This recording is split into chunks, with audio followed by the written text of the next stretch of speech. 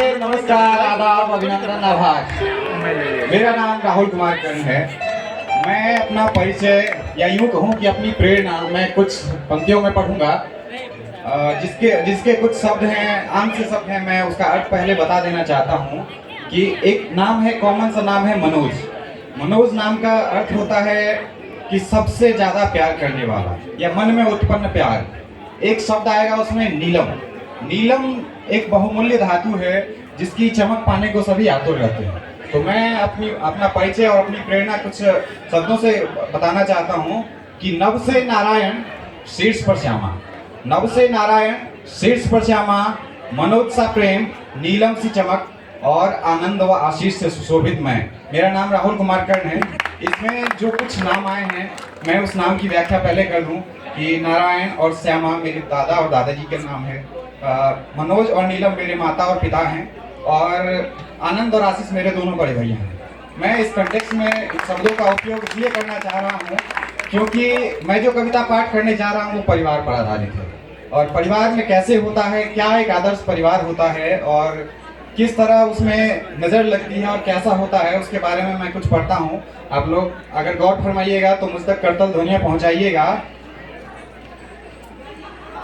और इससे पहले मैं राष्ट्रकवि मैथिली शरण गुप्त जी को भी कोट करना चाहूँगा कि वो कहते हैं कि केवल मनोरंजन न कवि का कर्म होना चाहिए, केवल मनोरंजन न कवि का कर्म होना चाहिए, उसमें उचित उपदेश का भी मर्म होना चाहिए।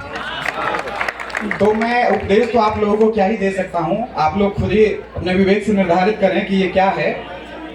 मैं पढ़ता हूँ कि माँ इस घर की फर्श और दीवारें, माँ इस घर की फर्श और दीवारें, बाबूजी की है छत लिख दो।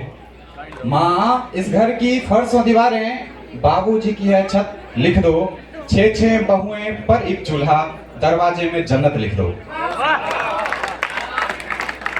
जब परिवार पर किसी की नजर पड़ती है, किसी की नजर लगती है, तो देखें कि क्या होता है कि अंदर वाले थोड़े से भी अलग हुए, कि अंदर वाले थोड़े से भी अलग हुए, बाहर वाले आकर जुड़ने लगते हैं। कि अंदर वाले थोड़े से भी अलग हुए, बाहर वाले आकर जुड़ने लगते हैं, और कड़वी रिश्तों की थोड़ी भी हवा हुई, घर के सारे पर्दे उड़ने लगते हैं।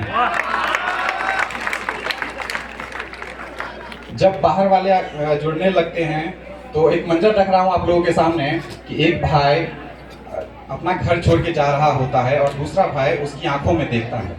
उसके उन दोनों के आंखों की अभिव्यक्ति को मैं 4 पंक्तियों में रखता हूं कि बढ़ रहा है प्यार इस दुनिया से, बढ़ रहा है प्यार इस दुनिया से, लेकिन मुझसे घट रहा। बढ़ रहा है प्यार इस दुनिया से, लेकिन मुझसे घट रहा। घर से ना जा, दिल तेरा भले घर से कट रहा।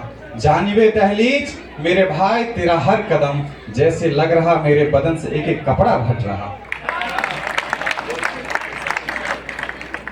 जब सारे लोग अलग हो जाते हैं तो फिर एक मंजर आता है कि देखें कि चेहरों पर मुस्कान दिलों में लेकर खाई बैठे हैं, चेहरों पर मुस्कान दिलों में लेकर खाई बैठे हैं, करके सारे लोग हिसाबे पाई पाई बैठे हैं, और आज वसीयत करने वाले हैं बाबूजी दौलत की। घर में ये पहली बार इकट्ठे सारे भाई बैठे हैं।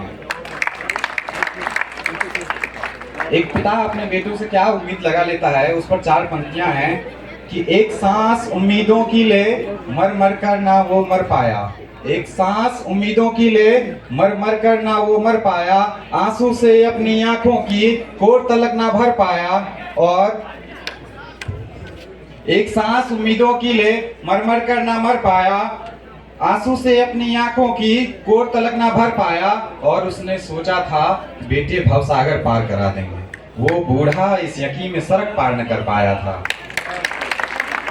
मैं अंतिम 4 पंक्तियां पढ़ता हूँ कि हमारे घर में, आज के वर्तमान दौर के घर में बुजुर्गों की क्या स्थिति रहती है, उस पर मैं 4 पंक्तियां पढ़ता हूँ कि घर के दरों दीवारों से डरना पड़ा मुझे, घर के दरों दीवारों से डरना पड़ा मुझे, नुकसान हर यकीन का भरना पड़ा मुझे। घर के दरों दीवारों से डरना पड़ा मुझे, नुकसान हर यकीन का भरना पड़ा मुझे। मैंने तो बस मजाक में रोकी थी अपनी सांस, रिश्ते खुले तो शर्म से मरना पड़ा मुझे, रिश्ते खुले तो शर्म से मरना पड़ा। धन्यवाद आप सभी का।